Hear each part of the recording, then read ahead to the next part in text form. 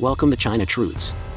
Today we will examine how China uses transition to renewables to exert global dominance. Now, let's dive into the details. It's all covered in today's China Truths. How China uses transition to renewables to exert global dominance. A global turn to renewables as an energy source is benefiting Beijing, which controls much of the mineral deposits required for such a transition. While wind and solar energy and electric vehicles, EVs, have been touted as the future, the vast amounts of minerals required for their production will come predominantly from China, alongside all the risks that dependence on a rival nation entails, analysts say. An August study by energy analytics company Wood Mackenzie titled, Securing Copper Supply, No China, No Energy Transition, said that the goals of decarbonizing America's energy sector and reducing dependence on China are at odds with each other. The world cannot decarbonize without copper, a key component of electrification, the report states. However, China has continued to dominate investment in the supply chain over the past 5 years. Fundamentally, the transition to renewables represents a shift from energy-dense liquid and gas fuels to lower-density mineral-based energy. An energy system powered by clean energy technologies differs profoundly from one fueled by traditional hydrocarbon resources, states a 2021 report titled, The Role of Critical Minerals in Clean Energy Transitions, by the International Energy Agency, IEA. A typical electric car requires 6 times the mineral inputs of a conventional car, and an onshore wind plant requires 9 times more mineral resources than a gas-fired power plant. Meeting the goals of the Paris Climate Agreement would require quadrupling the production of mineral inputs by 2040. And reaching net zero by 2050, a goal shared by the Biden-Harris administration, would require 6 times more mineral inputs in 2040 than today, the report states. Lithium, nickel, cobalt, manganese, and graphite are critical components of batteries for EVs and storage for wind and solar power. Rare earth elements are essential for magnets for wind turbines and EV motors. Electricity networks need a huge amount of copper and aluminum to build transmission networks connecting remote wind and solar facilities into the grid. However, the supply chains for these materials run through China. China on their own has double the market share of energy minerals that OPEC has in oil, Mark Mills, executive director at the National Center for Energy Analytics, told the Epoch Times. OPEC's share of global oil production is currently about 37%, according to Statista. By comparison, China and the Democratic Republic of the Congo, where China owns much of the mining industry, together were responsible for 70% of global cobalt production and 60% of rare earth elements production, the IEA states. And once materials for renewables are extracted from the earth, China's dominance becomes even more pronounced. China refines about 35% of nickel worldwide, 50 to 70% of lithium and cobalt, and nearly 90% of rare earth elements, the IEA reported. Renewable energy industries have become a critical component of China's economy and its economic growth. According to a January report from Carbon Brief, a renewable energy research and advocacy firm, China's total investment into renewable energy increased 40% in 2023 over the prior year, reaching $890 billion and accounting for all of the investment growth across the Chinese economy in 2023. The clean energy sector, predominantly wind, solar, and EVs, contributed $1.6 trillion to China's GDP and was reportedly the largest driver of China's economic growth. Without this sector, the report states, China's overall GDP growth rate would have been 2% lower. I can understand why China would pursue policies pushing green agendas in other countries around the world, Dan Kish, Senior Vice President of Policy at the Institute for Energy Research, IER, told the Epoch Times.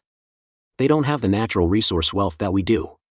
By contrast to the United States, currently the world's largest oil and natural gas producer, China has had to seek alternatives for its energy security. It has pursued a strategy of acquiring rights to mines, often in Africa, and then investing heavily in domestic smelting, refining, and manufacturing facilities to process and assemble the raw materials into solar panels, wind turbines, and battery components. In so doing, China has turned its weakness, a lack of domestic oil and gas, into a strategic strength. And it appears to be prepared to leverage this newfound power. As of August, China has imposed export restrictions on antimony, graphite, gallium, germanium, and rare earths magnet technology. Antimony is used in battery production, and China controls nearly half of its global supply. Rare earths are used in magnets for wind turbines and EVs. Graphite is used in EV batteries, and 90% of graphite refining is done in China. When a country enjoys a market dominance in critical materials of 50 to 90%, Mills said, when in history has such a country not exercised some political or financial power because of that market dominance? China's grip on these markets is likely to tighten, despite nearly $1 trillion being allocated to renewable energy under the 2022 Inflation Reduction Act or IRA and the 2021 Bipartisan Infrastructure Act. A 2023 report by the Swiss bank UBS projected that Chinese-controlled lithium mines, including those in Africa, would increase output from 194,000 tons in 2022 to 705,000 tons by 2025, increasing China's share from 24% to 32% of the world's supply. In addition, China's share of cobalt production is expected to increase from its current level of 44% to 50% of global output over the next 2 years, according to Darton Commodities, a UK cobalt trader. Of the $55 billion invested in new copper mines since 2019, half of that sum was spent by China, according to Wood Mackenzie. And China is also investing heavily in downstream industries. China's investment into smelting and refining of raw materials for renewables amounted to 97% of the global total, Wood Mackenzie stated. Likewise, China's investment in manufacturing, turning raw materials into components for wind turbines, solar panels, and EVs amounted to 80% of the global total. The share of these minerals used by the energy sector was minimal until the mid-2010s, according to the IEA. But as the transition has gathered speed, energy production has become the fastest-growing source of demand for minerals. Over the next 2 decades, the IEA projects that the energy industry will account for more than 40% of the global demand for copper and rare earth elements, 60 to 70% of the demand for nickel and cobalt, and almost 90% of the demand for lithium.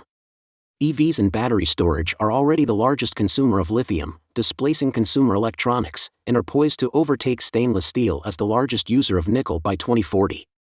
An analysis published in May by American Clean Power, ACP, an advocacy group for renewable energy, stated that America's electric utilities added a combined 5,585 megawatts or MW of new solar, wind, and battery capacity in the first quarter of 2024, an increase of 28% over the year-ago period. Utility-scale solar surpassed 100 gigawatts or GW of installed capacity, and the first offshore wind project in federal waters began supplying 132 megawatts of clean, reliable power to the grid, the ACP report stated. The IEA reported that for every dollar the U.S. invested in fossil fuels in 2023, it invested $1.40 into alternative clean energy.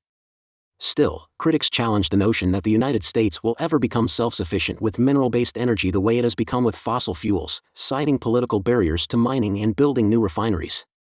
The transition is damn near an impossibility, especially if we want some control over the flow of minerals, Kish said. It's not a geological impossibility, it's a political impossibility.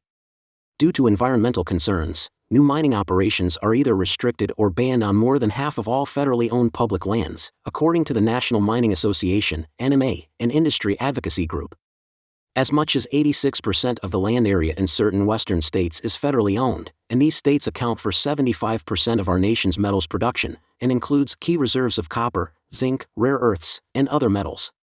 In June, the NMA criticized a decision by the Biden-Harris administration to ban mining and drilling on 28 million acres in Alaska, and block the proposed Ambler Road project, a project to create access to mining sites that has previously received all of its required approvals.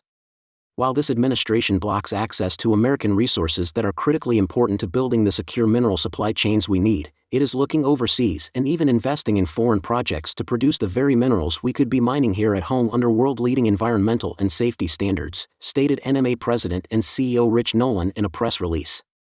Analysts are not optimistic that new smelting and refining infrastructure will be built outside of China.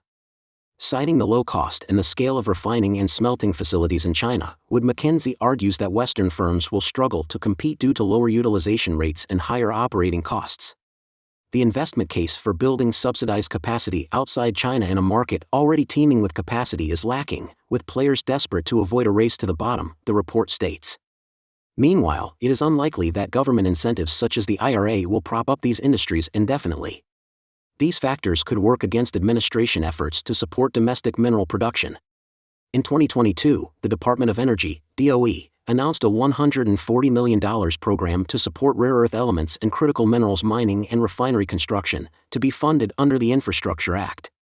This project, if completed, would focus on recycling of existing materials, often in waste form. And recycling could go a long way toward providing the critical supplies for renewables, advocates say. A Texas-based company called EDP Renewables argues that once a solar panel reaches the end of its 30-year life, 95% of its photovoltaic module can be recycled. In addition, they state 80 to 94% of a wind turbine, by mass, is made up of readily recyclable materials, including steel, copper, aluminum, and iron. And while the United States is currently a net exporter of scrap copper, a new smelting complex built in the state of Georgia will begin treating this scrap for domestic use, the Wood Mackenzie report states. However, despite all the efforts to shift America's energy and transportation to a mineral-based system, critics say there really is no transition to renewables. We are adding additional wind and solar to the U.S. and world grids, but we are also increasing the consumption of hydrocarbons at the same time, Mills said. The transition narrative is based on the idea that one is replacing the other. Just for the record, that's not happening.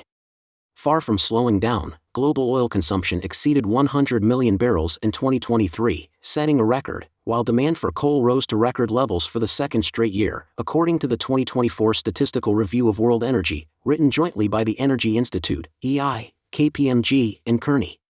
And despite its heavy investments in renewable energy, China's economy is hardly green. China is currently leading the world in the construction of new coal plants, according to the Global Energy Monitor's 2024 annual report on coal energy. Global coal power capacity grew 11% since 2015, and global coal use hit an all-time high in 2023, the report stated, with China driving two-thirds of additions. China currently accounts for almost 60% of worldwide consumption of coal in power generation. Don't forget to comment in the section below to share your opinions on today's topic with us.